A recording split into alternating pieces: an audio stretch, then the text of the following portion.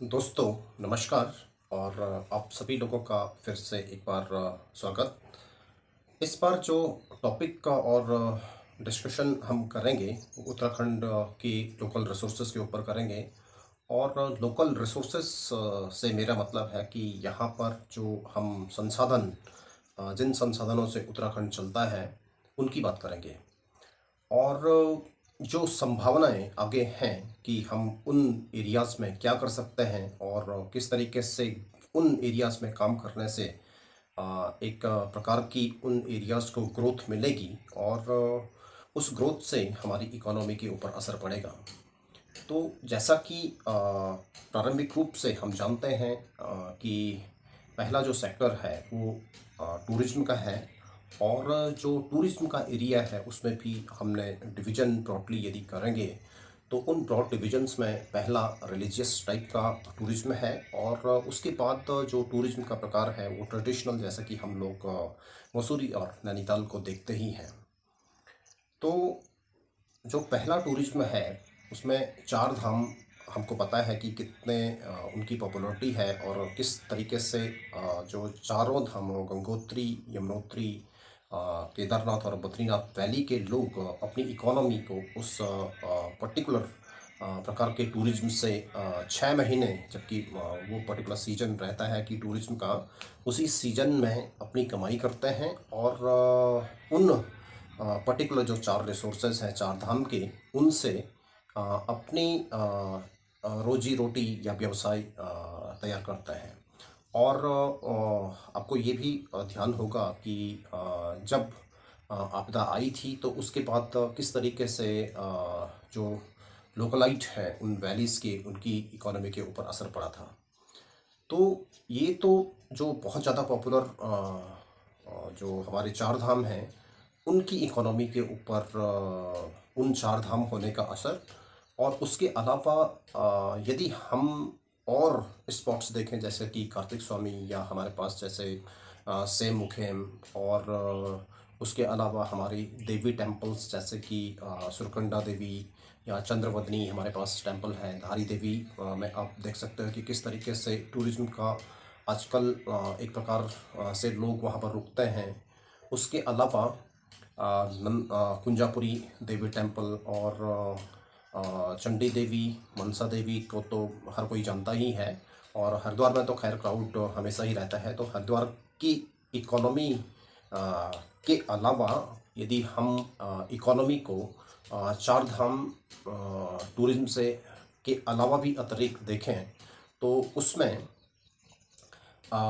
जो कार्तिक स्वामी में जो टूरिज्म बढ़ा है, और टूरिज्म इसी प्रकार के प्रमोशंस की वजह से बढ़ा है कि लोगों ने यूट्यूब वीडियोस देखे, यूट्यूब्स के ऊपर जो उन लोगों ने इमेजेस देखी, उनके वीडियोग्राफी देखी, वहाँ की कंडीशंस देखी और सुंदरता को फील किया।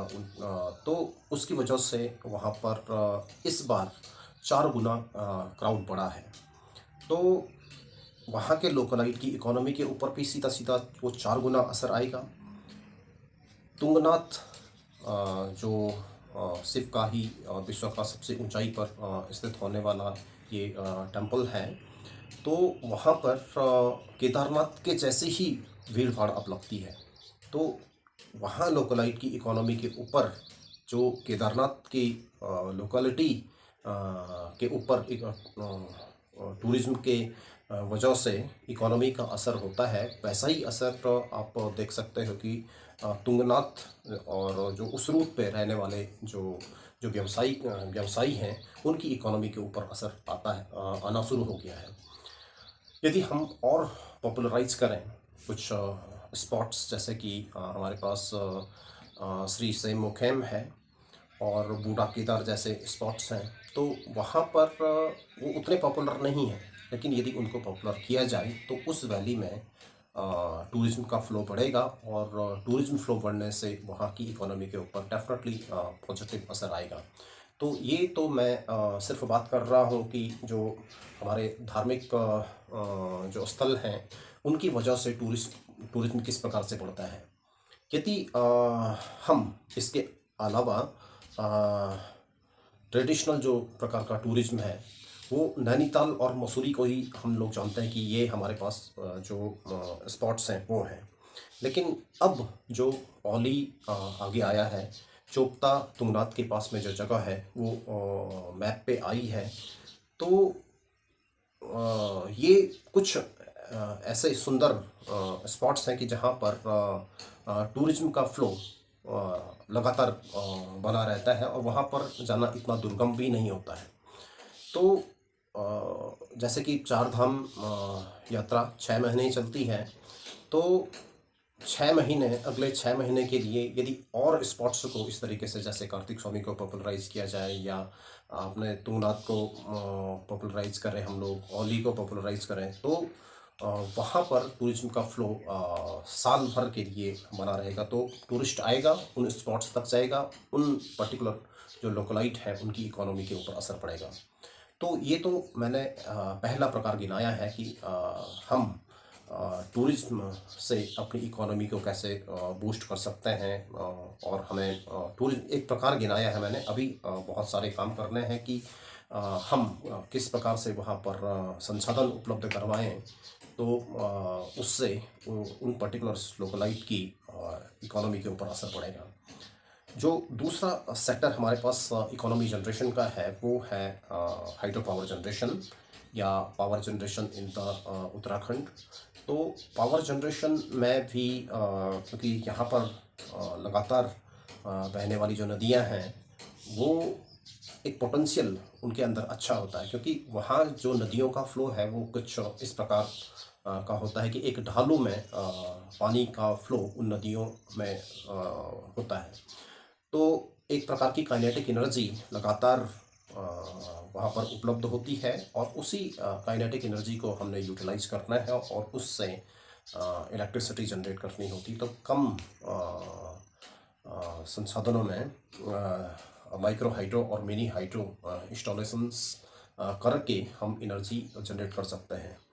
तो मैं माइक्रो हाइड्रो और मिनी हाइड्रो पावर जनरेशन की बात कर रहा हूँ, क्योंकि हम जिस जियोग्राफिकल और जिस सिस्मिक जोन में, भूकंप अर्थक्वेक सेंसिटिव जोन में पड़ते हैं, वो 4 और 5 वाला जो क्षेत्र है वो भूकंप आने की यहाँ पर काफ़ी संभावनाएं होती हैं। तो जैसे कि टिहरी डैम भी यहीं पर उत्तराखंड के अंदर ही है। तो उस प्रकार के जो हैवी डैम कंस्ट्रक्शंस हैं उनको यदि हम अवॉइड करें, तो उसके अलावा सिर्फ हम काइनेटिक एनर्जी को ही यूज करके माइक्रो और मिनी हाइड्रो इंस्टॉलेशंस करें तो हम लगातार एनर्जी जनरेट यहाँ से कर सकते हैं। तो ये स्टेट टूरिज्म स्टेट ही नहीं है, ये स्टेट इलेक्ट्रिसिटी और पावर जनरेटिंग स्टेट भी आके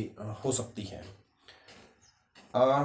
क्योंकि सोलर इंटेंसिटी लगातार अच्छी क्वालिटी की यहाँ पर हिली एरियाज़ में और पूरे उत्तराखंड के अंदर यदि मैं कहूँ, क्योंकि हम उत्तराखंड से बाहर जाएं, उत्तराखंड की बाउंड्रीज़ में ही देखें तो विंटर में जो कोहरे की कंडीशन और जो पॉल्यूशन का लेवल बाकी स्टेट्स में होता है वो यहाँ पर नहीं है उतना।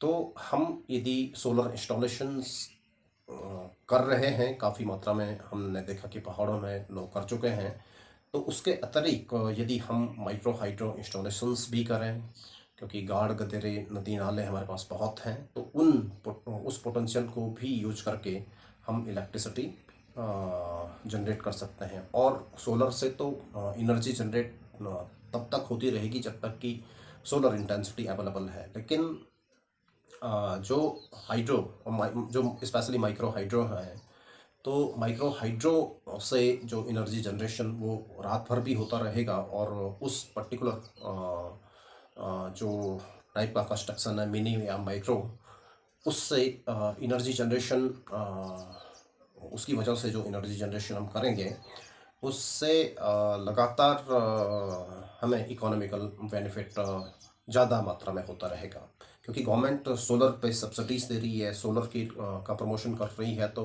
गवर्नमेंट इस पर्टिकुलर फील्ड में भी ज़रूर कदम उठाएगी। ये मेरा मानना है। आगे जो अगला सेक्टर है वो एनर्जी जनरेशन के अलावा हॉर्टिकल्चर का है। हॉर्टिकल्चर में भी यहाँ पर काफ़ी अच्छी संभावनाएं हैं। तो हमारे जो पड़ोसी स्टेट है हिमाचल प्रदेश, उसमें जो इकोनॉमी उन्होंने ग्रो करी है अपने क्षेत्र की, तो वो पर्टिकुलर वहाँ का जो क्लाइमेट है उसकी वजह से तो है ही है, लेकिन जो उन्होंने फलोद्यान हॉर्टिकल्चर जो अपनी टेक्निक्स विकसित करी और वहाँ की क्लाइमेटिक कंडीशंस जैसी ही उत्तराखंड की क्लाइमेटिक कंडीशंस भी हैं, तो हम कहाँ पिछड़ गए हैं। तो यदि हम अब प्रयास करना शुरू करें तो हम हॉर्टिकल्चर में बहुत अच्छा कर सकते हैं। और इसी प्रकार की वीडियोग्राफी के माध्यम से मैं आपके सम्मुख रहूँगा। तो हम आगे उन टेक्निक्स को भी लेके आएंगे इसी चैनल के ऊपर, और आगे आप लोगों के साथ डिस्कशंस करेंगे। तो एक डिस्कशन के बावजूद ही कुछ रिजल्ट मिलने शुरू हुए हैं। हमारे प्रोडक्ट, हमारे जो काम है वो औखाल जैसे कि टिहरी के पास में एक जगह है, वहाँ पर हमने स्टार्ट किया है। उसके अलावा पिथौरागढ़ में कुछ लोगों ने, और उसके अलावा अल्मोड़ा में और चंपावत में कुछ लोगों के जो कीवी फल है उसके ऊपर लोगों ने काम करना शुरू किया। तो वो बाहर न जा कर के अब यहीं पर अपनी इकोनॉमी को बूस्ट करने के लिए काम कर रहे हैं। तो एक प्रकार से हॉर्टिकल्चर से हमारी अर्निंग बहुत अच्छी हो सकती है। और हिमाचल यदि समृद्ध हुआ है इसी पर्टिकुलर फलोद्यान हॉर्टिकल्चर टेक्निक्स का इस्तेमाल करके, हॉर्टिकल्चर प्रोडक्ट्स को यूज़ करके, तो हम उत्तराखंड क्यों नहीं, क्योंकि एज इट इज जियोग्राफिकल और क्लाइमेटिक कंडीशंस यहाँ पर हमारी भी हैं। अब सिंपल एक एग्जांपल की मैं बात करूँगा। तो एग्जांपल है हमारा जो सेब है, बहुत अच्छी क्वालिटी का होता है जोशीमठ का सेब, लेकिन बिकता है बाहर, उसकी ब्रांडिंग है हिमाचल के सेब के नाम से। तो हमें ये ज़रूर आगे अपने प्रोडक्ट की ब्रांडिंग उस टाइप से करनी होगी, ताकि हम एक प्रकार से अपने प्रोडक्ट्स को आगे लेके आए और सब इस टाइप से हम लोग करें। अगला है जो सेक्टर चौथा मैं गिनाऊंगा वो एग्रीकल्चर का फील्ड है। और एग्रीकल्चर से मतलब मेरा हम कोदा, झंगोरा और मंडुआ की बात करते हैं। तो अब स्वास्थ्य की दृष्टि से इन प्रोडक्ट्स की बहुत ज़्यादा अच्छी डिमांड है, और अब अच्छी कीमतों पर भी ये उपलब्ध, अच्छी कीमतें इन प्रोडक्ट्स की मिल जा रही हैं। तो हम यदि उस डायरेक्शन में काम करना शुरू करें, कोदा, झंगोरा, मंडुआ और जो हमारे बाकी मोटे अनाज हैं उनकी खेती करना शुरू करें, तो हम एक तरीके से अच्छे से इन इस जो एक प्रकार की माइग्रेशन जो हमारी समस्या बन गई है, तो उससे भी हम आराम से निजात पा सकते हैं। तो रिवर्स माइग्रेशन के डायरेक्शन में एक टाइप का एक सॉल्यूशन हम इस पर्टिकुलर एग्रीकल्चर फील्ड से अपने आप को दे सकते हैं। पांचवा, और मैं 5 ही एरियाज में फ़िलहाल काम कर रहा हूँ। तो पांचवा जो एरिया है वो फार्मास्यूटिकल इंडस्ट्रीज़ और इनका है। तो फार्मा इंडस्ट्रीज़ की जो डिमांड हमारे पास हरिद्वार में सड़कुल हो, या सेलाकुई में हो, या काशीपुर में जो स्थित सड़कुल है, वहाँ पर कई जो फार्मास्यूटिकल इंडस्ट्रीज़ हैं, फार्मास्यूटिकल कंपनीज़ हैं। यहाँ की जो प्राकृतिक पेड़ पौधे, तो शुरू से ही हमें पता है कि भाई संजीवनी यहीं की देन है। तो संजीवनी बूटी के अलावा भी हम और प्रकार के जो औषधियाँ हैं यहाँ के पर्यावरण में, यहाँ की एटमॉस्फेयर में उगा सकते हैं।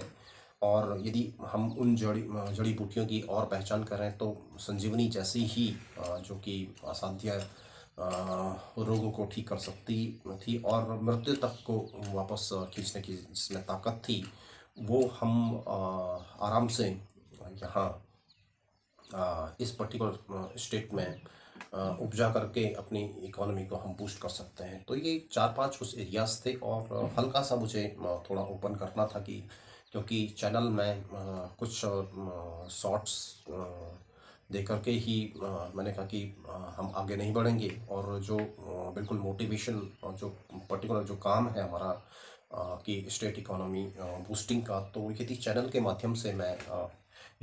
माध्यम से मैं वहाँ पर आप लोगों तक इस प्रकार से पहुँचूँ तो चैनल का होना भी सार्थक हो जाएगा और जो काम हम करेंगे उसकी वजह से यदि चेंजेस आते हैं तो वो भी एक प्रकार से सार्थक हो जाएगा। और हम रिवर्स माइग्रेशन जो कि प्रमोशन सभी लोग नारा देते हैं, लेकिन यदि हम जब तक ग्राउंड पर नहीं उतरते हैं, काम नहीं करते हैं, तो वो नारा नारा रहता है। भाषणबाजी हमें करनी नहीं है, हम उसके लिए जाने नहीं जाते हैं। तो बहुत बहुत धन्यवाद। इस पर्टिकुलर वीडियो को आप ज़रूर एक दफ़े थोड़ा गहनता से इसकी स्टडी कीजिए और कुछ समझिए और आपको लगता है कि हम सही डायरेक्शन में काम कर रहे हैं तो नेक्स्ट पर्टिकुलर वीडियोस का भी आप इंतज़ार करिए और हम हेल्थ रन पर इनको लगातार पोस्ट करते रहेंगे अपने कल्चर को प्रमोट करने के लिए और अपने रिवर्स माइग्रेशन की जो हमारे फील्ड्स हैं उनको प्रमोट करने के लिए। इसके अलावा आज तो मैं हूँ, मेरे साथ एक पूरी टीम जुड़ी हुई है, वो भी लगातार इन इनोवेशंस के लिए आगे आती रहेगी और हम आगे काम करते रहेंगे। तो बहुत बहुत धन्यवाद।